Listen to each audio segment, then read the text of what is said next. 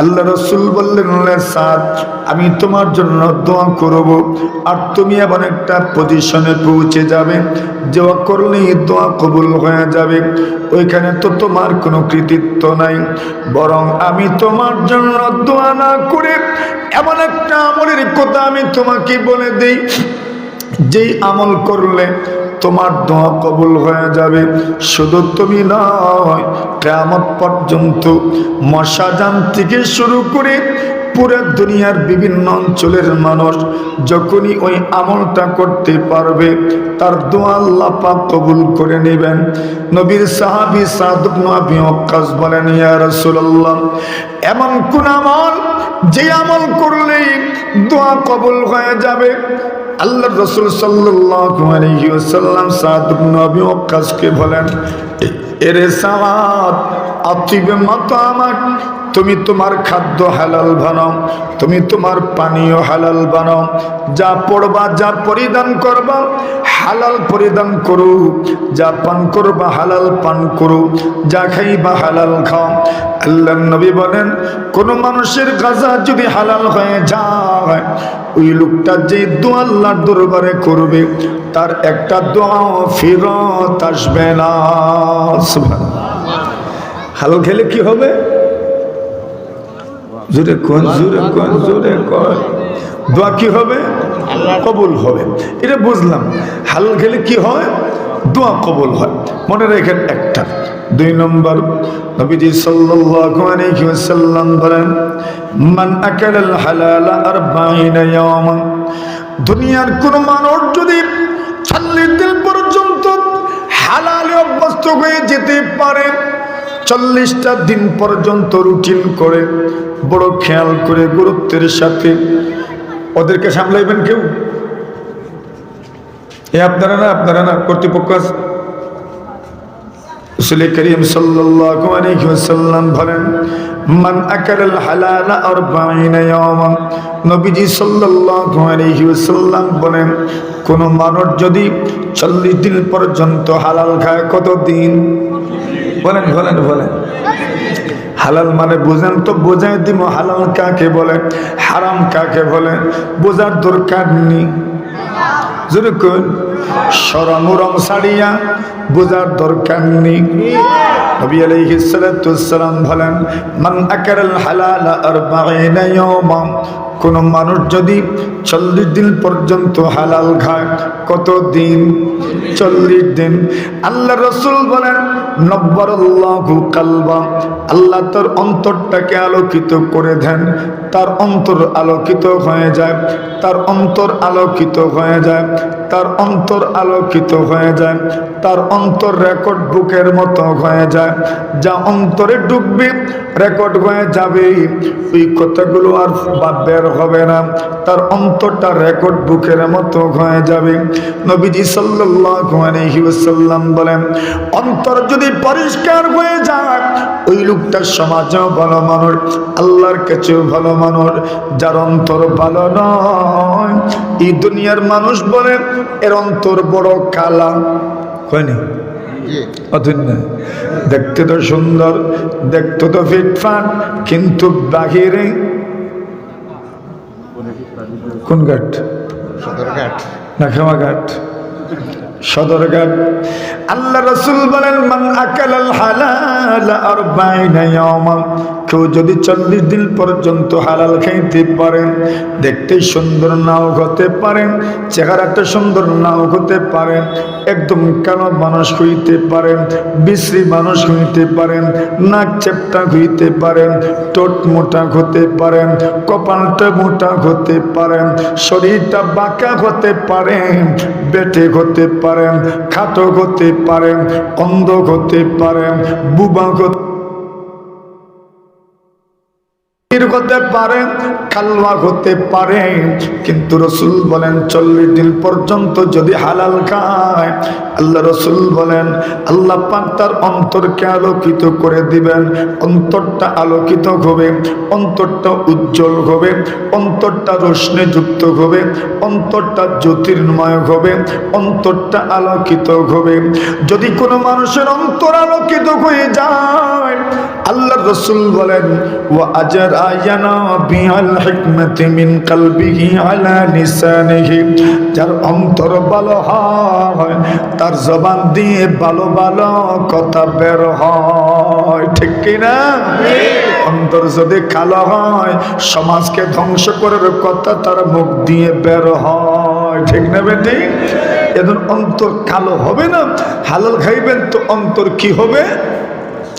আলোকিত হবে। গেল তিনটা। 4 নম্বর নবী আলাইহিস সালাতু ওয়াসসালাম বলেন মান আকালা তাইয়িবান ওয়া আমিলা ফি সুন্নতি ওয়া আমিনান নাসু বাওয়াইকাহু। নবীজি সাল্লাল্লাহু আলাইহি ওয়াসাল্লাম বলেন কোন মানুষ যদি আমার সুন্নতের উপর আমল করে, কোন মানুষ যদি আমার সুন্নতের উপর আমল করে, তার জবানের মাধ্যমে কাউকে কষ্ট দেয় না, তার হাতের মাধ্যমে কাউকে কষ্ট দেয় না, তার পায়ের মাধ্যমে কাউকে কষ্ট দেয় না, তার ব্রেইনের মাধ্যমে কাউকে কষ্ট দিল না, তার বিচারের মাধ্যমে কাউকে কষ্ট দিল না, তার রায়ের মাধ্যমে কাউকে কষ্ট দিল না, না হক ভাবে অন্যায় ভাবে তার ফয়সালার মাধ্যমে কাউকে কষ্ট দিল না। আল্লাহর রাসূল সাল্লাল্লাহু আলাইহি ওয়াসাল্লাম বলেন সুন্নতের উপর আমল করলো, তার জবান দ্বারা, তার হাত দ্বারা, তার কোনো পাও দ্বারা, তার শরীরের কোনো অঙ্গ প্রত্যঙ্গ দিয়ে, তার কোনো আমলের মাধ্যমে কাউকে কষ্ট দিল না। ওয়া আকালা তাইয়িবা, আর হালাল খাইলো, হালাল খাইলো, হালাল খাইলো। আল্লাহর রাসূল বলেন, আল্লাহর রাসূল বলেন ওই লোকটা মরবে, মরার সঙ্গে সঙ্গেই আল্লাহর জান্নাতের মেহমান হয়ে যাবে। হালাল খাইলে 4 নম্বর ফায়দা কি? জান্নাতে যাবে। কি যাবে? জান্নাতে যাবে। অন্তর পরিষ্কার হবে, আল্লাহ পাক তার মুখ দিয়ে জ্ঞান বিজ্ঞান সমাজ সুন্দর হওয়ার কথা বের করবেন। আরেকটা লাভ হইল দোয়া কবুল হবে। এটা হালালের ফায়দা। হালালের বিপরীতটার নাম নেই, জোরে কয় না সবাই। কি নাম? হারাম। এখন হারাম খেলে কি হয় এটার কইতাম না, কইতাম কেন? কইতাম শরম দেওয়ার লাগে আপনারা, আমি শরম পাওয়ার লাগে। তো কল্যাণ কামিতার জন্য এই দুনিয়ার জমিনে কত মানুষ শয়তানের দোকায় পড়ে, নফসের দোকায় পড়ে, অসৎ সঙ্গীর খপ্পরে পড়ে হারামের মধ্যে ডুবে গেছেন। তুমি লজ্জিত হইও না, শর্মিন্দা হইও না, খারাপ ভাবো না, তুমি মন দুর্বল করো না। আল্লাহ পাক তো ঘোষণা করে রেখেছেন যে সময় তুমি ফিরবে আমি আল্লাহ তোমাকে ওয়েলকাম করব। সুবহানাল্লাহ। আল্লাহ বলেন ফিরে আসো, ফিরে আসো, ফিরে আসো, ফিরে আসো। শয়তান তোমাকে কুপথের প্রতীক বানিয়েছে, তোমাকে খারাপ পথের প্রতীক বানিয়েছে, আর যেও না, তুমি ওই দিকে ফিরে আসো।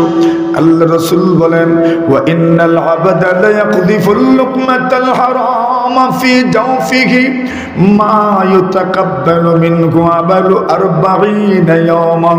রাসূল বলেন, খুব মনোযোগ দিয়ে শুনেন, আপনার নবী বলছেন, আপনার রাসূল বলছেন, আপনাদের নবী বলেন, আপনাদের রাসূল বলেন, আপনাদের রাসূল, আপনাদের রাসূল, আপনাদের নবী বলেন, শুধু আমাদের নয়, আপনাদের রাসূল, আপনাদের নবী বলেন, আল্লাহর হাবিব বলেন, আকায়ে নামদার তাজদারে মদিনা বলেন, কোন মানুষ যদি তার পেটের ভিতরে 1 লুকমা হারাম ঢুকায়, কয় লুকমা?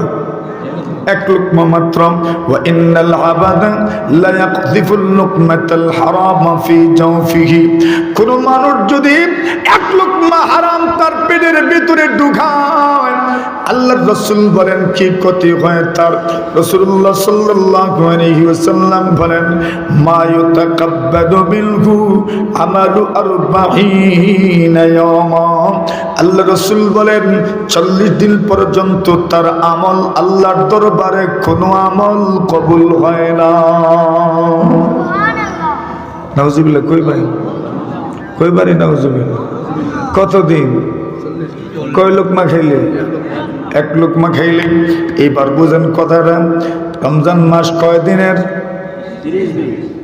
কোন মানুষ যদি রমজানের আগের দিন, 2 দিন, 3 দিন, 4 দিন, 5 দিন, 6 দিন আগে সুদের মাধ্যমে টাকা উপার্জন করলো, হারামের মাধ্যমে টাকা উপার্জন করলো, চুরি করে টাকা উপার্জন করলো, ধোঁকা দিয়ে টাকা উপার্জন করলো, আল্লাহর কোন বান্দা বান্দি যদি হারামের মাধ্যমে টাকা উপার্জন করে সুদের মাধ্যমে উপার্জন করলো, আল্লাহর বান্দা ধোঁকাবাজির মাধ্যমে উপার্জন করলো, জুয়ার মাধ্যমে উপার্জন করলো, ধোঁকা দিয়ে প্রতারণা করে আল্লাহর বান্দা টাকা পয়সা উপার্জন করলো, ওই টাকা দিয়ে বাজারে গেল, একটা বড় মাছ কিনে নিয়ে আসলো, 1 বস্তা চাউল কিনে নিয়ে আসলো। নবী বলেন, ওয়া ইন্নাল আবদা লা ইয়াকযিফুল লুকমাতাল হারাম ফি জাওফিহি, কোন মানুষ যদি 1 লোকমা হারাম তার পেটের ভিতরে ঢুকায়, ওই মাছের থেকে 1 টুকরা মাছ খেয়ে নিল, ওই চাউলের বস্তা থেকে 1 লোকমা চাউল ভাত বানায় খেয়ে নিল, আল্লাহর নবী বলেন 40 দিন পর্যন্ত তার কোনো আমল আল্লাহর দরবারে কবুল হবে না। রমজান মাসই হইল মাত্র কত দিনের? এবার রাসূল বলছেন, তুমি রমজানের আগের দিন, 2 দিন, 3 দিন আগে সুদের টাকা দ্বারা, সুদের মাধ্যমে উপার্জিত সম্পদ দিয়ে মাছ কিনলাম, গোশত কিনলাম, তুমি কিনলা চাউল, তরকারি, সবজি, ওই জিনিসটাকে তুমি খাইলাম। রাসূল বলেন 40 দিন পর্যন্ত তার আমল আল্লাহর দরবারে কবুল হয় না। এর অর্থ দাঁড়ায় রমজানের রোজা কবুল হবে না, সাহরি কবুল হবে না, ইফতার কবুল হবে না, তারাবির নামাজ কবুল হবে না। এত কষ্ট তারাবির নামাজটা আপনি আদায় করলেন, ওই নামাজটা সারাটা দিন পানি পান করলা না, আল্লাহর নবী বলেন তোমার রোজাটাও কবুল হবে না। সেহরি খাইলাম, সেহরিটাও কবুল হবে না। তেলাওয়াত করলাম, তেলাওয়াত কবুল হবে না। তাসবিহ পড়লাম, তাসবিহও কবুল হবে না। এরা মসজিদের ইমাম সাহেব কইছেন না রাসূলুল্লাহ কইছেন? জোরে কর রাসূল খার। আমাদের রাসূল বলেছেন, আপনাদের রাসূল বলেছেন, আমাদের রাসূল বলেছেন 40 দিন পর্যন্ত তার আমল আল্লাহর দরবারে কবুল হয় না। শুধু আমল কবুল হয় না এমন নয়, আল্লাহর রাসূল সাল্লাল্লাহু আলাইহি ওয়াসাল্লাম বলেন, কোন মানুষ যদি ওই হারামের টাকার মাধ্যমে একটা পোশাক কিনলো, পোশাকের মধ্যে পোশাক কেনার সময় 10 টাকা দিয়ে যদি কিনে 9 টাকাও যদি হালাল হয়, 1 টাকাও যদি হারাম হয়, আল্লাহর নবী বলেন ওই পোশাক পরিধান করে যদি দোয়া করো, আল্লাহ পাক তোমার দোয়া কবুল করবেন না। নবীজি সাল্লাল্লাহু আলাইহি ওয়াসাল্লাম বলেন, ওই লোকটা খান্না জড়িত কোনটা দোয়া করে কিন্তু তার দোয়া কবুল হয় না। আল্লাহর রাসূল সাল্লাল্লাহু আলাইহি ওয়াসাল্লাম বলেন, তার চেহারাটা ধুলায় দূষিত করে মাটিতে গোড়াগুড়ি করে আর দোয়া করে, কিন্তু এরপরেও তার দোয়া কবুল হয় না। কেন কবুল হয় না? আল্লাহর রাসূল বলেন, কাইফা, কেমনে কবুল হবে রে? মাতামুহু হারাম, তার খাদ্যদ্রব্য হারাম, ওয়া মাশরাবুহু হারাম, তার পানীয় হারাম, ওয়া মালবাসুহু হারাম, ওয়া গুযিয়া বিল হারাম, তার শরীরের গোশত বেড়েছে হারামের মাধ্যমে। আল্লাহর নবী বলেন, ফা আন্না ইউস্তাজাবু লিযালিক, ওই ব্যক্তির দোয়া কেমনে কবুল হবে? তাহলে বোঝা গেল হারাম খাইলে দোয়াও কবুল হয় না। যেটা বলেন দোয়া কবুল হয় না। এবার তো বুঝলাম হালালের প্রভাব, হারামের প্রভাব। এবার আসেন হারামের কয়েকটা সূরত আমাদের সামনে তো আসার দরকার। হারামের সর্বনিকৃষ্টতম সূরত হইল সুদ। কি কি রে ভাই, জোরে বলেন সুদ। এখন বলেন সুদ কেমন হারাম, ওইটা আপনাদের সামনে প্রকাশ করার দরকার দেখুন, দরকার নেই। তবে খবরদার, খবরদার আগেই করছি আমি, কেউ আমার কোনো ভাইয়ের কথা মাথায় আনবেন না, কেউ কারো দিকে তাকাবেন না, কেউ কাউকে কোথাও দিবেন না, নিজে প্রত্যেকেই শুধু নিজের কথা চিন্তা করবেন এবং প্রত্যেকে আমরা অন্যের হিদায়তের জন্য দোয়া করবেন ইনশাআল্লাহ। বলা যায় না, আমাদের দেশে অনেক সময় গাড়ির পিছনেও লেখা থাকে, পাপকে ঘৃণা করো পাপীকে, বলেন বলেন, পাপকে ঘৃণা করো পাপীকে নয়। এই দুনিয়াতে পাপ আপনিও করেন, আপনি তো গীবত করেন, আপনি তো গীবত করে মানে মানুষের গোশত খাওয়া, এটাও তো আপনি করে ফেলতে পারেন। কত মানুষ আরো কত বড় বড় গুনাহের মধ্যে লিপ্ত, কত মানুষ শিকায়ত চুগলখুরির মধ্যে লিপ্ত, কত মানুষ মুখ দিয়ে মিথ্যা কথা বলছেন, সবই গুনাহগার, সবই গুনাহগার। কত মানুষ ব্যভিচারের মধ্যে লিপ্ত, সবই গুনাহগার।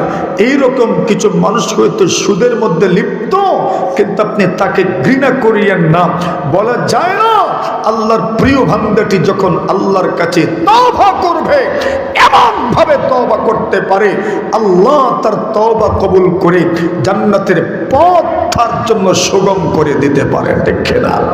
এই ব্যবস্থা আছে না নাই? কথা বলেন, কি কোন সমস্যা? তো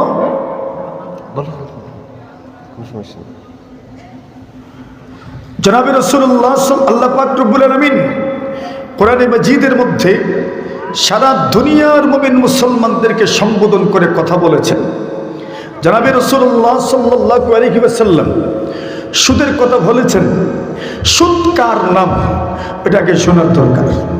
কেটা কেন আপনারা নতুন না যে ইচ্ছা না মনে হয়, নতুন না আছে। সুদ কারে কয় শুনেন। সুদ হলো, সুদ দুই ধরনের আছে। একটা সুদ হলো মহাজনী সুদ, আর আরেকটা সুদ হলো ব্যবসায়ী সুদ, কর্জের সুদ। যেটা একটা কর্জের সুদ, আরেকটা হলো মহাজনী সুদ। আবু বকর জাসসাস রাহিমাহুল্লাহ তাআলা তার কিতাবের মধ্যে লিখেন, সুদ হলো একজন মানুষ কারো কাছ থেকে ঋণ আনলো, ঋণ আনার সময় সে একটা মেয়াদ উল্লেখ করলো, ওই মেয়াদ অতিক্রম করার পরে একটা পরিমাণ লাভ সে নির্ধারণ করে দিল। ওই লাভকে শরীয়তের পরিভাষায় কি বলে? সুদ বলে।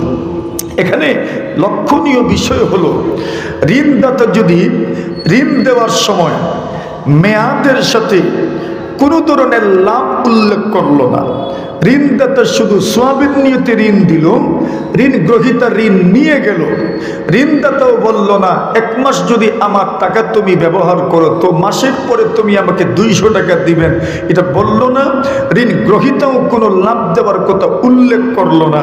শরীয়তের পরিভাষায় ওই ব্যক্তি যদি ঋণ পরিশোধ করার সময় যদি সে কিছু টাকা বাড়তি দিয়ে দেয়, এই নিয়তে আমি তার টাকাটা আমার কাজে ব্যবহার করলাম, কিন্তু লোকটা ভালো মানুষ, কোনো ধরনের বেনিফিটের কথা বলল না, কোনো ধরনের মুনাফার কথা বলল না, কিন্তু আমার তো একটা মুনাসিব আছে, ওই মুনাসিব থেকে সে তাকে কিছু টাকা বর্ধিত দিল, বাড়িয়ে দিল, শরীয়তের পরিভাষায় তার নাম সুদ নয়, বরং শরীয়তের পরিভাষায় তার নাম হইল হুসনুল কাদা, সুন্দর পরিশোধ করা। সুবহানাল্লাহ বলেন, সুন্দরভাবে পরিশোধ করা। কিন্তু যেই এটা আবার মনে রাখতে হবে, এখন যদি কেউ কৌশল করে আমিও কিচ্ছু কইতাম না তুমিও কিচ্ছু কইয়া না কিন্তু দেওয়ার সময় দিও, যদি নিয়ত থাকে তো সুদ, তাও কি সুদ। কিন্তু যেই ব্যক্তির বাস্তবেই কোনো নিয়ত নেই লাভ আনার, ওই ব্যক্তিরও নিয়ত নেই লাভ দেওয়ার, ওই ব্যক্তি যদি পরিশোধ করার সময় নিজের থেকে অনুপ্রাণিত হয়ে তার আমলকে প্রশংসায় ভাসানোর জন্য, অন্য মানুষকে ঋণ দেওয়ার প্রতি উদ্বুদ্ধ করার জন্য সে যদি বাড়তি দেয়, তো শরীয়তের পরিভাষায় তার নাম কি নয়? সুদ নয়। সুদ কোন সময়? যেই সমাজে এমন প্রচলন হয়ে গেছে ঋণ নিলেই লাভ দিতে হয়, অথবা দেওয়ার সময় বলে 1 মাস খাটাইতে পারবা, তবে 1 মাস পরে পরিশোধ করার সময় যত নিছো এর চাইতে বাড়াইয়া দিবা, এমন যদি হয় তো এটার নাম কি? সুদ। যেমন আমাদের সমাজে ঋণের মাধ্যমে সুদ হয়। এখন ঋণ কত উপকারী জিনিস, কত সওয়াবের জিনিস, ফজিলতের জিনিস, ওই কথাটা আগে শুনলে ভালো হয়। কি তা কইনা আপনারা? ঋণের মধ্যে সব আসেনি না, এটা তো আগে বোঝার দরকার। এখনকার দুনিয়াতে মানুষ ঋণ দেয় না যে এটার কয়েকটা কারণ, এর মধ্যে একটা কারণ হইল ঋণ যারা নেয় এরাও সময় মতো ঋণ পরিশোধ করে না। এটা গুরুত্বপূর্ণ একটা কারণ। এই জন্য এই সমাজে ঋণদাতা মানুষের বড় অভাব। আসেন ঋণ দেওয়ার মধ্যে কি পরিমাণ সওয়াব, হাদিস শরীফে রাসূলুল্লাহ সাল্লাল্লাহু আলাইহি ওয়াসাল্লাম বলেন, রাআইতু লাইলাতান উসরিয়া বি মাকতুবান আলা বাবিল জান্নাহ। আল্লাহর নবীজি বলেন, আমি যখন মেরাজে গেলাম, মেরাজে যাওয়ার পরে মেরাজের বাস্তব জীবনে শুনেন, কিন্তু মেরাজে যাওয়ার পরে রাসূল কি কি দেখে আসলেন ওই ওয়াজটাও তো শোনার দরকার। রাসূলুল্লাহ সাল্লাল্লাহু আলাইহি ওয়াসাল্লাম বলেন, রাআইতু লাইলাতান উসরিয়া বি মাকতুবান আলা বাবিল জান্নাহ। আল্লাহর নবী বলেন, আমি যখন মেরাজে গেলাম, মেরাজে যাওয়ার পরে আমি জান্নাত ভ্রমণ করলাম, জাহান্নামও দেখলাম, জাহান্নামও দেখেছি, জান্নাত আমি দেখেছি। জান্নাত যখন দেখলাম, জান্নাতের দরজার মধ্যে আমি লেখা দেখেছি, ইন্নাস সাদাকাতা বিআশরি আমসালিহা। আল্লাহর নবী বলেন, জান্নাতের দরজার মধ্যে লেখা কোন মানুষ যদি সদকা দেয় তবে তারা আমলনামায় 10টা নেকি দান করা হয়। কিন্তু কোন মানুষ যদি ওয়া ইন্নাল কারযা বিসামানিয়াতা আশার, আল্লাহর নবী বলেন কোন মানুষ যদি ঋণ দিতে পারে, আল্লাহর হাবিব বলেন তার আমলনামায় পুরা 18টা নেকি দান করা হয়। কতটা? তো সদকার চাইতে ঋণে সক্ষম হইল না বেশি হইল? বলেন বেশি হইল। এখন আপনাদের মনে তো প্রশ্ন জাগারই কথা, আমারও প্রশ্ন জাগে, নবীজিরও প্রশ্ন জাগছে। নবীজি জিজ্ঞাসা করলেন, মা বাদুল কারদিয়া জিবরিল, ও আল্লাহর ফেরেশতা জিবরিল, ঋণের মধ্যে সব বেশি, সদকার মধ্যে সব কম, কারণ কি? অথচ ঋণ দিলে ওইটা ফেরত আনা হয়, একদিন পরে হোক আগে হোক ফেরত আসে, তো আনা তো যায়। আর যদি দেয় না, কমপক্ষে বছর, 2 বছর, 3 বছর, 4 বছর, 5 বছর, 6 বছর পরে হইলে কমপক্ষে অর্ধেক তো নাই আদায় করা যায়। কিন্তু সদকা করলে এটা কেউ ফেরত আনে না, কেউ হাত দিয়ে দিলে ফেরত আনে। রাসূল বলছেন, আল আইদু ফি হিবাতিহি কাল কালবি ইয়াউদু ফি কাইহি। কোন মানুষ যদি কিছু সদকা করার পরে, দান করার পরে, গিফট করার পরে, হিবা করার পরে ফিরিয়ে আনে, ওই লোকটা কুকুর বমি করার পরে যদি ওই বমি আবার তার মুখের ভিতরে নেয়, ওইটা যেমন ঘৃণিত, সদকা দেওয়ার পরে অথবা হাত দিয়া দেওয়ার পরে ফিরিয়ে নেওয়া কুকুরের বমি ফিরিয়ে নেওয়ার চাইতে আরো ঘৃণিত।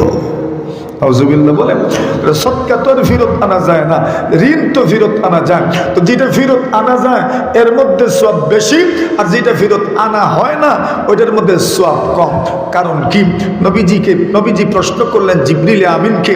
জিবরিল আমিন জবাব দিলেন, হে রাসূল, এই দুনিয়াতে অনেক মানুষকে সদকা দেওয়া হয়, যেই ব্যক্তির এই মুহূর্তে প্রয়োজন নয় এমন ব্যক্তিকেও সদকা দেওয়া হয়। কেন? মানুষ জানে সে গরিব, সে স্বীকৃত একজন গরিব ফকির মিসকিন, এই মুহূর্তে তার টাকা পয়সার প্রয়োজন না হলেও মানুষ তাকে সদকা দেয়। কেন?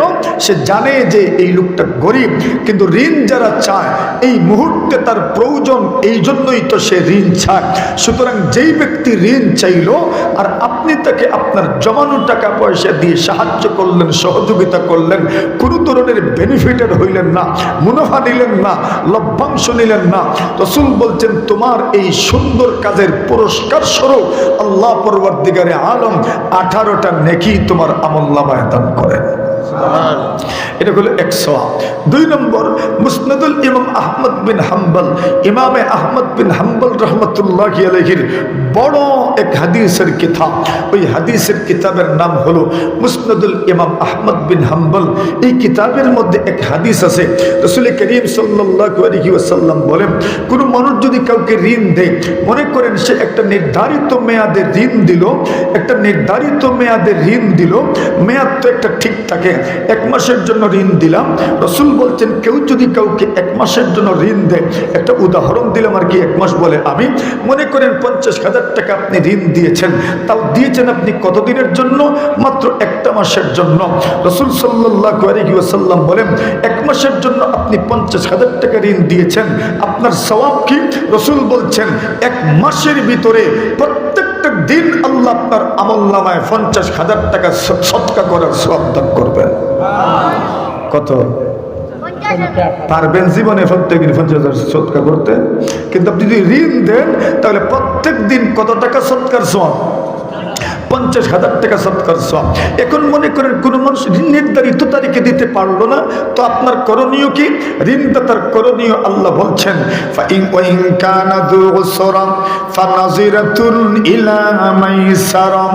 আল্লাহ বলেন কোন মানুষ যদি নির্ধারিত টাইমে ঋণ পরিশোধ করতে পারে না, আল্লাহ বলছেন ফানাজিরাতুন ইলা মাইসারা, তবে ওই লোকটা স্বাবলম্বী হওয়া পর্যন্ত তাকে টাইম দেওয়া আপনার জন্য নৈতিক দায়িত্ব।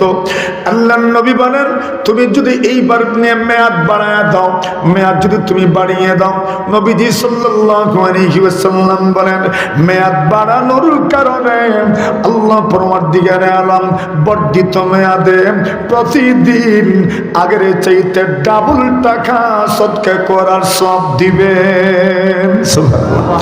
এটা হলো ঋণের সওয়াব। আমাদের সমাজে যেই ধরনের সুদ বেশি প্রচলিত, সেই সুদ হইল যেটা ঋণের মাধ্যমে সৃষ্টি হয়। কিসের মাধ্যমে বলেন? ঋণের মাধ্যমে যেটা সৃষ্টি হয়, ওই ধরনের সুদ আমাদের সমাজে বেশি। আসেন ওই সুদ যে বেশি, এই সুদের পরিণতিটা কি, ওই পরিণতিও আমাদের জানার দরকার আছে না নাই? মাথুন আপনারা পরিণতিটা জানেন? পরিণতিটা কি? পরিণতি দুই ধরনের। একটা পরিণতি হইল দুনিয়ার পরিণতি, আরেকটা পরিণতি হইল পরকালীন পরিণতি। এই সুদের সাথে আরেকটা সুদ যেটা আমাদের সমাজে প্রচলিত, ওইটার কথা না বললে না হয়। সেটা হইল একটা সময় ছিল আমাদের সমাজের মানুষের ধন সম্পদ বড় কম ছিল, আল্লাহ এখন অনেকের বৃদ্ধি করেছেন আলহামদুলিল্লাহ বলেন। কিন্তু একটা সময় ছিল আমরা ক্ষেত নির্ভর ছিলাম, কৃষি নির্ভর ছিলাম, ক্ষেত নির্ভর ছিলাম, কৃষি নির্ভর ছিলাম। আর ওই সময় বাদলিও বেশি হইতো, সব মানুষের উগারে আর টাইলে বেশি ধান থাকতো না। তো গরিব মানুষ এরা ধনী মানুষের কাছ থেকে দান ঋণ আনত। কি দান্ত? এটা আপনারা কইতে পারেননি। আপনারা বয়স তো আমার যেতে অনেকের বেশি, আমিও কইতাম পারি, আপনারা কইতে পারেননি। এটা ওই সময় মানুষ আরেকটা দান ফলাইতো, দুমাইয়া দান। কিতার দান? দুমাইয়া দান। দুমাইয়া বুঝুননি? 2 মাসে। দু মানে দু, এটা ফার্সি শব্দ, উর্দু শব্দ। দু মানে 2, আর মাহ মানে মাস। মাহ মানে কি? মাস। তো 2 মাই মানে কি? 2 মাই কইতো মানুষের 2 মাহি, অর্থাৎ 2 মাসই দান। ফার্সি শব্দ দেখছেন? আমরা ফার্সি শব্দ চিনে, ফার্সি না আরবিও আমরা জানি। আমরা 2 জমিদের মধ্যখানে যেটা থেকে ওইটার নাম কি? আইল। এটাও আরবি শব্দ, হাইল থেকে আইল। হাইল শব্দের অর্থ প্রতিবন্ধক, দেওয়াল। ওই যেটা 2 জমিনের মধ্যখানে, ওইটাও কি দেওয়াল না? ওইটা প্রতিবন্ধকতা সৃষ্টি করে, এটাও আরবি শব্দ। ওই সময় মানুষ দুমাইয়ার দান কেন লাগাইতো? যাতে দ্রুত দান পাওয়া যায় এবং দ্রুত যাতে আমরা কি করতে পারি, খাইতে পারি। এজন্য মানুষ দুমাই ধান রইত। এখন আর দুমাই কেউ রয় না। কি দেখেন আপনারা? কারণ সবারই মোটামুটি সচ্ছলতা আছে। ওই যুগে কোনো কোনো মানুষের উগার ভর্তি ধান থাকতো, তখন যাদের উগারের ধান ফুরিয়ে যেত, যাদের টাইলে ধান ফুরিয়ে যেত, ওনারা বলতেন আপনি আমাকে 1 মণ ধান দেন, আমি পৌষ মাসে আপনাকে 2 মণ ধান দিব, 1.5 মণ ধান দিব। ইজাতের চুক্তি এক সময় আসেননি, এখনো আপনারা।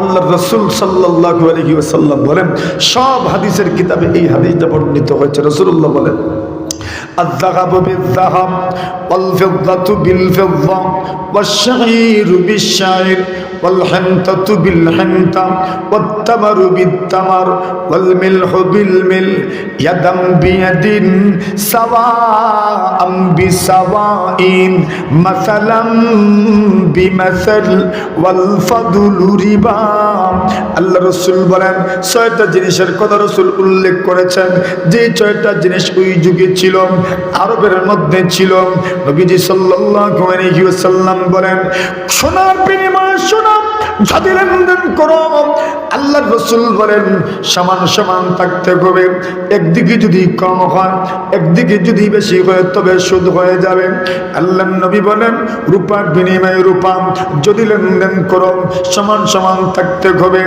একদিকে যদি কম হয় একদিকে যদি বেশি হয় নবীজি বলেন তার নাম সুদ নবীজি 3 নম্বরটা বলেন আশ-শাইরু বিশ-শাইর জবের বিনিময়ে জব ভুট্টার বিনিময়ে ভুট্টা মটরের বিনিময়ে মটর নবী বলেন যদি লেনদেন করো সমান সমান থাকতে হবে একদিকে যদি কম হয় একদিকে যদি বেশি হয় আল্লাহর নবী বলেন তার নাম সুদ 4 নম্বরে রাসূল বলেন গমের বিনিময়ে গম যদি লেনদেন করো সমান সমান থাকতে হবে এতে যদি তুমি বাকিও নাও যদি নগদ নাও সমান সমান রাসূল বলেন যদি একদিকে কম হয় একদিকে যদি বেশি হয় নবীজি বলেন তার নাম সুদ 5 নম্বর রাসূল বলেন আত-তামারু বিত-তামার খেজুরের বিনিময়ে খেজুর যদি লেনদেন করো সমান সমান থাকতে হবে একদিকে যদি কম হয় একদিকে যদি বেশি হয় নবীজির ভাষায় তার নাম সুদ 6 নম্বরে বলেন মা বোনেরা খেয়াল করিয়েন আপনারা নবী সাল্লাল্লাহু আলাইহি ওয়াসাল্লাম বলেন আল মিলহু বিল মিল লবণের বিনিময়ে লবণ যদি লেনদেন করো সমান সমান থাকতে হবে একদিকে যদি কম হয় একদিকে যদি বেশি হয় নবী বলেন তার নাম হইল সুদ আমাদের গ্রাম দেশে সবার ঘরে সব দিন লবণ থাকে না ও কোন গরুর বুয়াইয়ে লাগা গরুর বুয়াইয়ের কাছ থেকে লবণ 1 কাপ বা 2 কাপ নয় দেওয়ার সময় যদি বাড়িয়ে দেও নবী বলছেন সমান সমান থাকতে হবে একদিকে যদি কম হয় আর একদিকে যদি বেশি হয় তবে তার নাম বলেন বলেন তার নাম সুদ ওইটার সাথে এবার দানকে মিলিয়ে দেন দানের বিনিময়ে যদি দান লেনদেন করো আলুর বিনিময়ে যদি আলু লেনদেন করো নবীজি বলছেন সমান সমান থাকতে হবে একদিকে যদি কম হয় একদিকে যদি বেশি হয় নবী বলেন তার নাম সুদ সুতরাং দানের বিনিময়ে দান সমান সমান থাকতে হবে আপনি দান আনলেন মনে করেন ভাদ্র মাসে দান দিবেন পৌষ মাসে 1 মণই ফেরত দিবেন এটাও দিনের অন্তর্ভুক্ত এটাও দিনের অন্তর্ভুক্ত যদি ওই মাসে আপনি 2 মণ দান নেন 1.5 মণ দান নেন আল্লাহর বলি আপনি কি খাইলেন তা বলা হচ্ছে পড়েন ওইটার নাম হইল সুদ আরেক ধরনের সুদ আমাদের সমাজে আছে কোন মানুষ এককালীন কোন মানুষের কাছ থেকে ঋণ নেয় মনে করেন 50,000 টাকা ঋণ নিলেন ঋণ নেওয়ার সময় মেয়াদ দেওয়া হলো 1 বছর মাসে মাসে সুদ আনা হবে না তবে এককালীন সুদ দিতে হবে আমি দিলাম 50,000 1 বছর পরে আপনি আমাকে ঋণ 50,000 ফেরত দিবেন সাথে আরো 10 মণ দান দিবেন ইজাতের ঋণ সমাজে আসেনি আপনারা অথন না ওইটারে আমরা সমাজও কিতা কয় আর আমরা সমাজও কিতা কই না দানের উর কয় কোন কোন সমাজে এটারে কয় লগ্নি কি বলে লগ্নি বলে কোন কোন সমাজে এটাও সুদের অন্তর্ভুক্ত আরেক ধরনের সুদ আমাদের সমাজে প্রচলিত আছে দান ব্যবসায়ী যারা হন এরা বিপদে পড়ে অনেক সময় মনে করেন সমাজে যারা মনে করেন কিছু আপনার মধ্যবিত্ত যারা এদের তো অভাবের কোনো শেষ থাকে না ওদের প্রতি খেয়াল রাখেন স্বাবলম্বী যারা মধ্যবিত্ত কাউকে বলতেও পারে না সহ্য করতে পারে না এদের মধ্যবিত্তদের প্রতি খেয়াল রাখা সবচেয়ে বেশি জরুরি মধ্যবিত্ত মানুষটা আমরা আপনার দান কয় ফসল কিতা কিতা আউসার হাই আশরণ কোন মাস ওই বললো 3 নম্বর ফসল এটা কই মনে পড়ে আশরণ কোন মাস বৈশাখ কারণ কোন মাস ভাদ্র মাস আর মধ্যখানের মাসটা হলো আষাঢ় অতন না এজন্য মানুষ বলে কারো আর মাস নতুন না আর কারু সর্বনাশ। না না, সর্বনাশ তো 8 মাস হইতো সর্বনাশ। হ্যাঁ, কারু আগর মাস আর কারু সর্বনাশ। কেউ বলে কারু বৈশাখ মাস আর কারু 8 মাস। কারু কি মাস? 8 মাস। কেন 8 মাসে অভাব থেকে বেশি? মনে করেন ওই ব্যক্তি ধান লাগাইলো ভাদ্র মাসে, ভাদ্র মাসের পরের মাসের নাম কি? আশ্বিন মাস। এখন আশ্বিন ধান যে সময় লাগাইব ওই সময় কামলার খরচ দিত, রুয়াবুলের খরচ দিত। এজন্য সে ধান ব্যবসায়ীর কাছে গেল, গিয়ে বলল তুমি আমাকে 10 মণ ধানের টাকা দাও। ভাদ্র মাসে ধানের মণ 800। কত? 800। ওই লোকটা 800 টাকা দর ধরে 10 মণ ধানের টাকা আনলো। কত হাজার? 8,000। কোন শর্তে? শর্ত হইল পৌষ মাসে আমি আপনাকে ধান দিব। কি দিব? ধান দিব। এখন পৌষ মাসে ধানের দাম কত? না না, 1200। কত? 1200, 1300। কথা বুঝিয়ে। এখন পৌষ মাসে ধানের দাম হইল 1200 বা 1300। এই ব্যক্তি দানের টাকা দিল কোন স্বার্থে? যে আমি পৌষ মাসে ধান পাবো, আমি ধানের বিনিময়ে ধান আনবো, যত মন দিছি এত মন আনবো। শরীয়ত এই ধরনের ব্যবসাকে প্রথম যুগে নাজায়েজ বলেছে। কি বলেছে? কথা বুঝছেন খুব ভালো করে। এই ধরনের ব্যবসা বুদ্ধি, যুক্তি, বিবেকের আলোকেও নাজায়েজ হওয়ার কথা। কেন? দুনিয়ার স্বাভাবিক নিয়ম অনুযায়ী পণ্য নগদ হয়, মূল্য বাকি থাকে। কি থাকে? মূল্য বাকি থাকে। কিন্তু এই ব্যবসার মধ্যে মূল্য নগদ, পণ্য বাকি।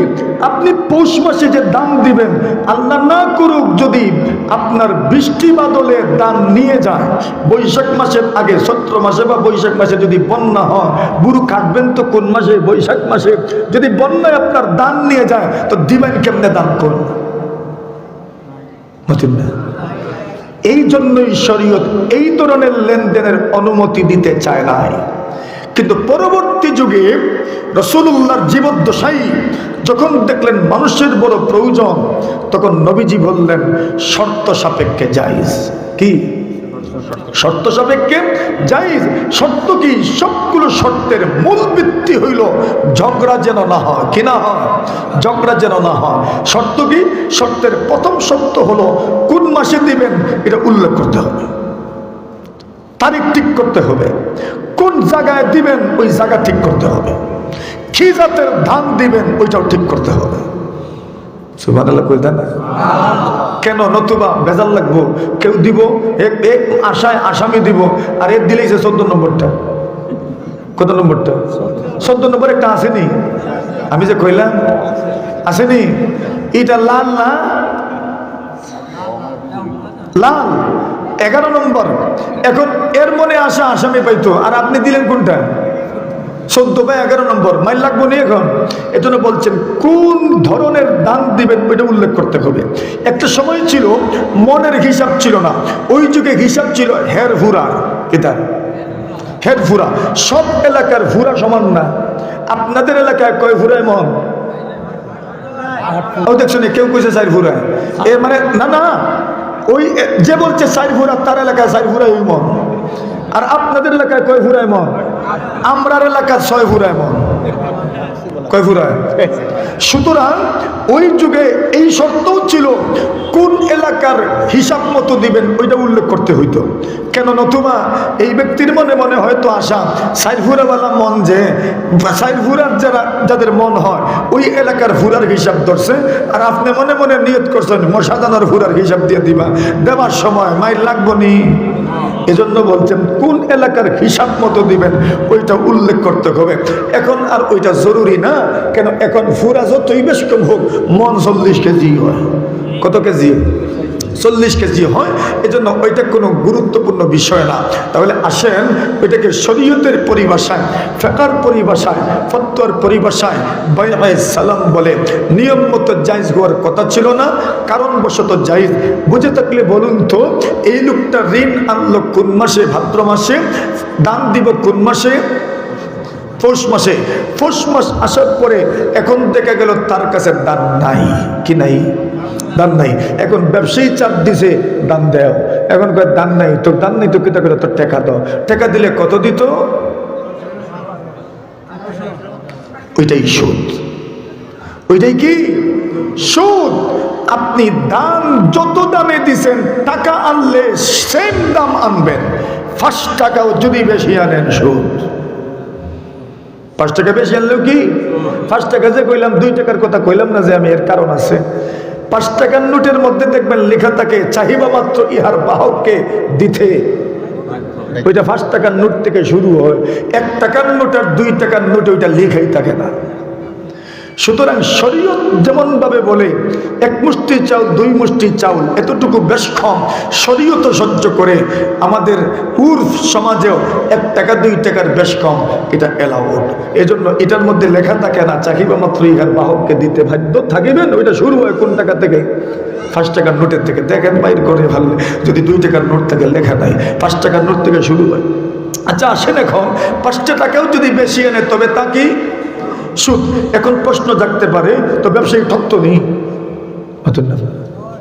না না, ঠকতো কেদের লাগে? ব্যবসায়ী ইসলামকে ঠকতো করে দিছে? ইসলাম কাউকে ঠকায় না। যেই ব্যক্তি 1300 টাকা মন দিতে পারে, বোঝা গেল তার মন আছে দেওয়া, তো আপনি বলেন 1300 টাকা যখন আমাকে দিতে চাও, 1300 টাকা মন করে দান কিনে দাও, সমস্যা সমাধান। নতুন না আপনারা? 1300 টাকা যদি তুমি দিতে পারো, তো 1300 টাকা আমাকে সরাসরি দিও না, দান কিনিয়ে দাও, তো হয়ে গেল। সত্যিকেও বাঁচলেন, ধানও পাইলেন। এইবার আপনি ওই ধান 5000 টাকা মন যদি বিক্রি করেন, শরীয়ত বলে অসুবিধা নাই, এটা তোমার লাভ। জোরে বলেন সুবহানাল্লাহ। আসেন, এই কথাগুলো বলার পরে এইবার আসেন এর পরের কথাটা আলোচনা করি। এখন সুদ 4 ধরনের সুদ বুঝলাম। কয় ধরনের? এই 4 ধরনের সুদ ওই আপনার আমরার সমাজও আসেনি। রে মা, আসেনি আমরা সমাজও। থাকতো কি দেখেন আপনারা? জোরে কয়েন রে একবার। থাকতো? কেন থাকতো না ওই কথা এখন শোনাচ্ছি আমি। আল্লাহ বলেন ইয়ামহাকুল্লাহুর রিবা ওয়া ইউরবিস সাদাকাত। কোরআনে মাজিদের 200 সূরাতুল বাকারার 276 নম্বর আয়াত। শুধু অনুবাদটা বাড়িতে গিয়ে পড়ে নিয়েন। 75, 76, 77, 78, 79 এই 5টা আয়াতের অনুবাদ যদি কোরআন মাজিদ থাকে, অথবা ডাউনলোড করে অনুবাদটা শুধু পড়ে নিয়েন। আমি তিলাওয়াত করে যাচ্ছি, অনুবাদটা করছি, শুনেন মন দিয়ে। আল্লাহ কি বলেন? ইয়ামহাকুল্লাহুর রিবা ওয়া ইউরবিস সাদাকাত। আল্লাহ বলেন আল্লাহ সুদকে মিটিয়ে দিয়েছেন। আল্লাহ সুদকে মিটিয়ে দিবেন। সুদের মাধ্যমে যা উপার্জন করবেন ওইগুলো কোনো স্থায়িত্ব নাই, মিটে যাবেন। ওয়া ইউরবিস সাদাকাত। আল্লাহ বলেন সদকা যদি দিতে পারো, আল্লাহ এর মাধ্যমে শুধু বাড়াতে থাকবেন, বাড়াইতে থাকবেন। সুদের টাকা যদি আনো, আল্লাহ শুধু মিটাইতে থাকবেন, কমাইতে থাকবেন।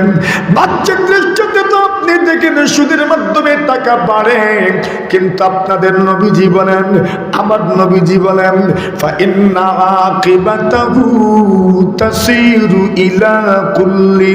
নবীজি সাল্লাল্লাহু আলাইহি ওয়াসাল্লাম বলেন, যারা সুদ খায় শেষ পর্যন্ত তার সম্পদ কমতে থাকে, কমতে থাকে। এটা হলো দুনিয়ার অর্থনৈতিক ক্ষতি। দুনিয়ার এরপরে 2 নম্বর ক্ষতি হইল। আব্দুল্লাহ ইবনে মাসউদ বলেন, গভীর মনোযোগ দিয়ে কথাটা শুনেন। রাসূলুল্লাহ সাল্লাল্লাহু আলাইহি ওয়াসাল্লামের সাহাবী আব্দুল্লাহ ইবনে মাসউদ বলেন, লাআনা রাসূলুল্লাহ সাল্লাল্লাহু আলাইহি ওয়াসাল্লাম আকিলার রিবা ওয়া মুকিলাহু ওয়া শাহিদাইহি ওয়া কাতিবাহু। নবীজি বলেন, যারা সুদের সঙ্গে জড়িত 4 ধরনের মানুষের উপর নবীজির অভিশাপ, নবীজির অভিশাপ, নবীজির অভিশাপ, নবীজির অভিশাপ। একবার তো নাউজুবিল্লাহ বলেন। আল্লাহর নবীর সাহাবী আব্দুল্লাহ ইবনে মাসউদ বলেন না রাসূলুল্লাহ সাল্লাল্লাহু আলাইহি ওয়াসাল্লাম আকিলের রিবা, নবীজি অভিশাপ করেছেন যারা সুদ খায় তাদের উপর নবী অভিশাপ দিয়েছেন।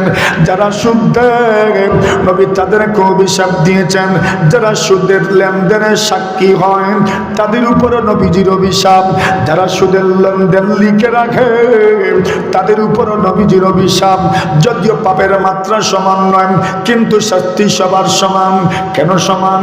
উলামায়ে কেরাম উদাহরণ দিয়ে বলেন, কোন মানুষ যদি বিদ্যুতের তারে লেগে যায়, যে ব্যক্তি বিদ্যুতের তারে প্রথমে ধরল সে তো বড় অপরাধী। ওই ব্যক্তিকে ছুটানোর জন্য কেউ যদি তার গায়ে হাত লাগায়, এরপরে যদি আরেকজন ছুটানোর জন্য হাত লাগায়, এরপরে আরেকজন যদি ছুটানোর জন্য হাত লাগায়, সেও লাগব। ধরার ক্ষেত্রে তো সমান নয় কিন্তু কারেন্টে গ্রেফতার করার ক্ষেত্রে তো সবাই সমান। কেন সমান?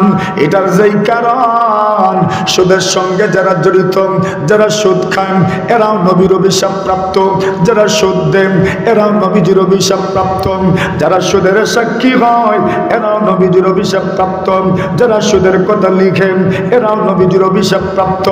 এই জন্য পরীক্ষা করলে দেখবেন যারা সুদ খায় এদের চেহারার মধ্যে কোনো হাসি খুশি দেখা যায় না। সারাটা বছরই মনে হয় গত বাড়ি সেরা। কেন? নবীর অভিশাপ। কার অভিশাপ? নবীর অভিশাপ। বলেন এখন বুঝে থাকলে বিবেক থাকলে বলেন, যেই ব্যক্তিটার উপর নবীর অভিশাপ ওই ব্যক্তি দুনিয়াতে শান্তিতে থাকবে বলে আপনাদের বিশ্বাস হয় না। যেই আল্লাহর বান্দা, যেই আল্লাহর বান্দি সুদ খাইলো বা সুদ দিল, রাসূল বলছেন সে তো জুলুম করলো। যে সুদ দিল সে সুদ নিল, সে তো জুলুম করলো, গরিবের উপর জুলুম করলো। যেই ব্যক্তি জুলুম করে সে হয় জালিম, আর যে মাজলুম হয় সে হয় মাজলুম। রাসূল বলছেন জালিমের বিরুদ্ধে মাজলুম যখন বদদুয়া করে আল্লাহ তার বদদুয়া কবুল করে নেন। যারা সুদখোর হয় এদের অন্তরটা ভালো থাকে না, এদের অন্তর কালো হয়ে যায়। ওই মানুষগুলোর অন্তরে গরিবের প্রতি কোনো দয়া থাকে না, মহব্বত থাকে না। গরিবের রক্ত চষে এরা বড় হয়, আঙ্গুল ফুলে কলা গাছ হয়। যেই ব্যক্তির অন্তরে গরিবের প্রতি দয়া থাকে না, সমাজের প্রতি দায়বদ্ধতা থাকে না, ওই ব্যক্তি সমাজের কোনো আদর্শ মানুষ হতে পারে না। এই জন্য সমাজের মানুষ তাকে সম্মান করে না। সামনে যদিও সালাম আলকি একটা দেয় কিন্তু এক কদম দূরে যাওয়ার পরে আরেকজনকে দেখাইয়া হাতের ইঙ্গিতে কয়, দেখ রে সুদকুর যায়। সামনে কেন সালাম দেয়? সামনে সালাম দেওয়ার কারণ হইল যদি সালাম দেয় না তো সুদ দিত না, পরের দিন ব্যবসায়ী করতে পারতো না। আপনাদের তারাপাশা বাজারের অধিকাংশ ব্যবসায়ী যারা মাছের ব্যবসা করে আর ফান সুপারির ব্যবসা করে বেশিরভাগ সুদে টাকা আনে। যেই বাজারের মাছ ব্যবসায়ী এবং পান সুপারি ব্যবসায়ী সুদে টাকা আনে, এরা প্রতিদিন সুদ পরিশোধ করা লাগে। এই বাজারের মাছেও দাম বেশি হয়, পান সুপারিতেও দাম বেশি হয়। কথা বুঝে আসছে? এটা সুদকুর যারা হয়, এই সুদকুরদের পরিণতিটা কি আল্লাহ রাব্বুল আলামিন এরপরের আয়াতে বলেন। কষ্ট হইতেছে আপনারা?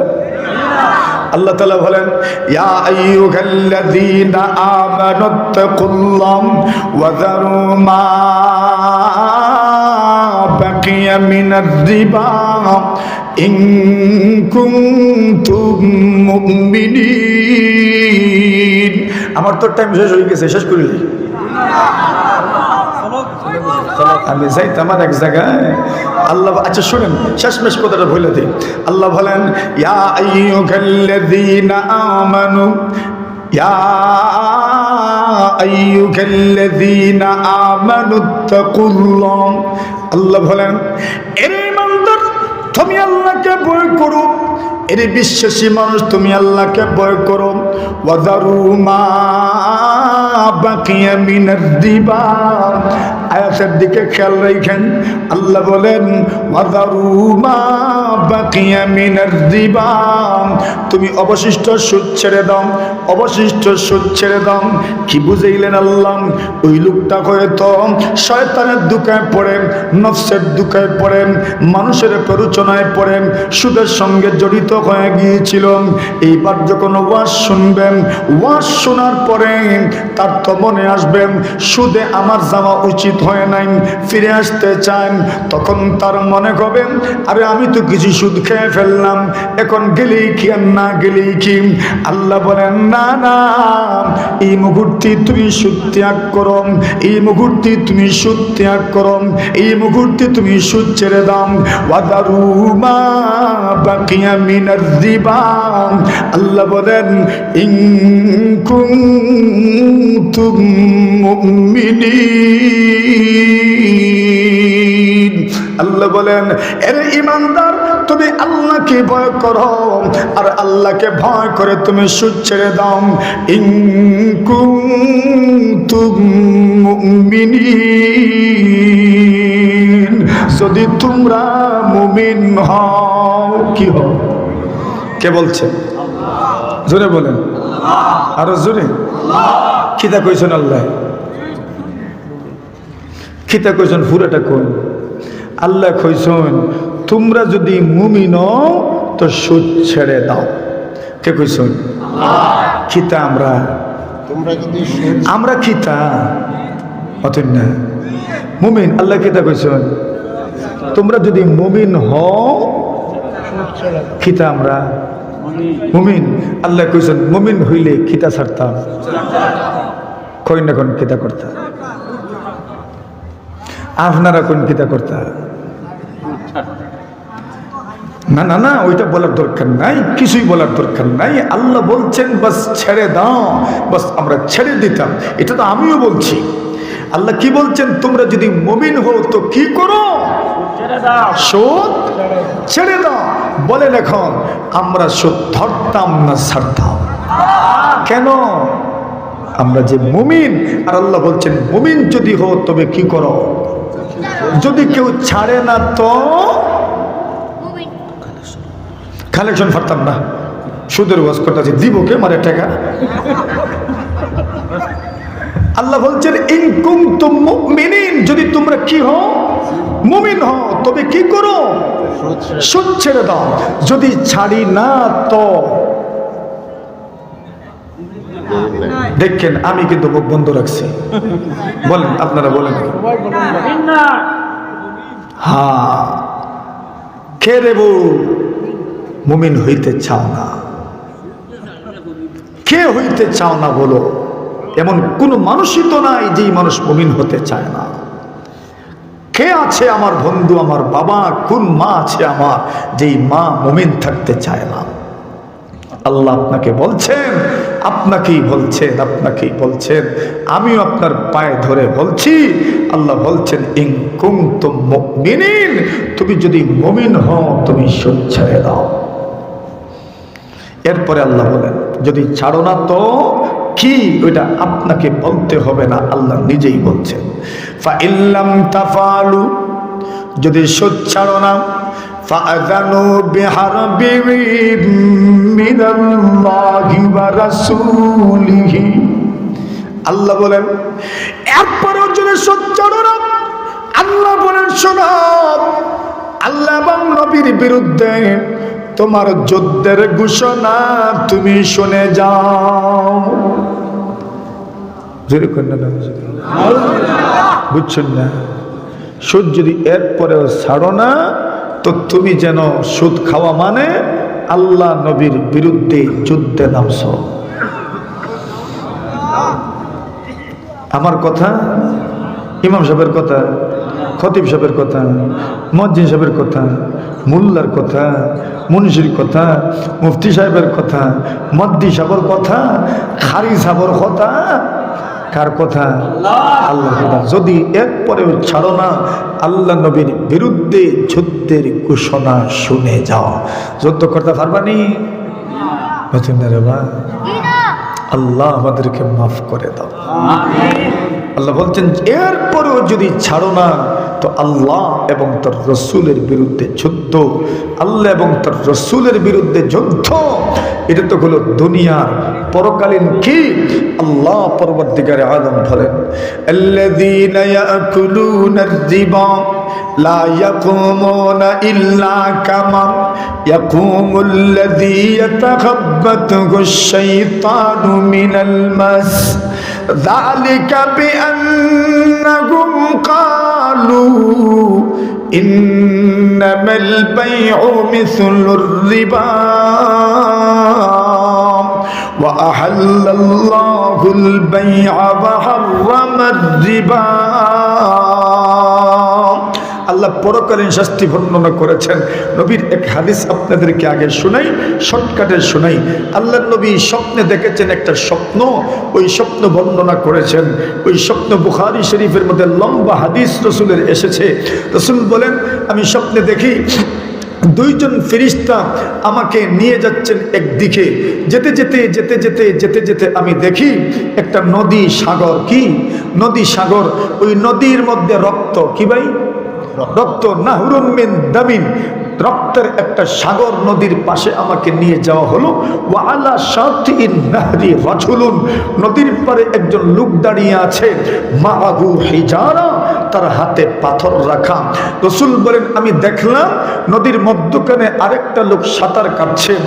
একে তো রক্তের নদী, রক্তের দুর্গন্ধ, পুজের দুর্গন্ধ, গরম রক্ত, গরম পুজ, সাঁতার কাটছে, শরীরের চামড়া নাই, পুরোটা শরীর ঝলসে গেছে। রাসূল বলেন ওই লোকটা গরমের তীব্রতা থেকে বাঁচার জন্য নদীর কিনারায় আসতে চায়। ওই সময় নদীর পারে থাকা ব্যক্তি তার হাতে থাকা পাথর দিয়ে ফারামার রাজুলু বিল হিজারাতি ফি ফিহি, ওই লোকটা তার হাতে থাকা পাথর দিয়ে নদীর মধ্যখানে থাকা ব্যক্তি যে কিনারায় উঠে আসতে চায় তার মুখের মধ্যে পাথর নিক্ষেপ করে। রাসূল বলেন ওই লোকটা আবার মধ্যখানে চলে যায়, আবার আসতে চান, আবার পারে থাকা ব্যক্তি তার মুখের ভিতরে পাথর দিয়ে আঘাত করে আবার মধ্যখানে চলে যায়, আবার ফিরতে চায়, আবার আঘাত করা হয়। এইভাবে চলতে থাকে। নবীজি জিজ্ঞাসা করলেন ও জিবরিল আমিন ওরা কারা? জিবরিল জবাব দিলেন হুম আকালাতুর রিবা, এরা সুদখোর। কারা? কারা? সুদখোর। তাদের জন্য এই আযাব। নবী বলেন সুদখোর যারা হবে এদের পেটের পেটটা হবে মোটা, পাগুলো হবে চিকন, এদের পেটের ভিতরে আল্লাহ 35টা সাপ ঢুকায় দিবেন। এই 35টি সাপ তাকে ধ্বংসন করতে থাকবে, ধ্বংসন করতে থাকবে। রাসূলুল্লাহ সাল্লাল্লাহু আলাইহি ওয়াসাল্লাম বলেন পেটের চামড়া এত পরিষ্কার হবে পেটের বাহির থেকে ওই সাপগুলো দেখা যাবে। নাউজুবিল্লাহ বলেন। নবী বলছেন এগুলো সুদখোরদের শাস্তি। শেষমেশ আল্লাহ বলেন যারা সুদের ওয়াজ শুনলো এরপরে সুদ থেকে বিরত থাকলো, যেমন আপনারা মাতুন্না রে বা আমরা যারা সুদের ওয়াজ শুনলো এরপরে সুদ থেকে বেঁচে গেল, বিরত থাকলো, আল্লাহ বলছেন ফালাহু মা সালাফ, ঋণ যে দিয়েছ মূলটা তোমাকে ফিরিয়ে দেওয়া হবে। ওয়ামান আদা, সুদের ওয়াজ শোনার পরেও যদি কেউ সুদের দিকে আবার দৌড়ে, সুদের ওয়াজ শুনলো কিন্তু আবার সুদের দিকে গেল, আল্লাহ বলছেন ওয়ামান আদা, যেই ব্যক্তি সুদের ওয়াজ শোনার পরে আবার সুদ খাইলো ফাউলাইকা আসহাবুন নার, রাসূল বলছেন সে হবে জাহান্নামী, সে হবে। আমার কথা? কার কথা? ফাউলাইকা আসহাবুন নার হুম ফিহা খালিদুন, চিরস্থায়ী জাহান্নামে থাকবে। নাউজুবিল্লাহ বলেন এরা জাহান্নামে থাকবে, চিরস্থায়ী জাহান্নামে থাকবে, চিরদিনের জন্য জাহান্নামী হবে, চিরস্থায়ী জাহান্নামী হবে। যদি সে সুদকে হালাল মনে করে তবে তো চিরস্থায়ী জাহান্নামী। সুদকে যদি হালাল মনে করে না, হারাম ওই মনে করে, কিন্তু নফসের দুকায় পড়ে, শয়তানের দুকায় পড়ে সুদের মধ্যে পতিত হয়ে গেছে, চিরস্থায়ী জাহান্নামী হবে না ঠিক, কিন্তু লম্বা দিন তাকে জাহান্নামের আগুনে জ্বলতে হবে। বলেন এখন সুদ ধরতাম না ছাড়তাম?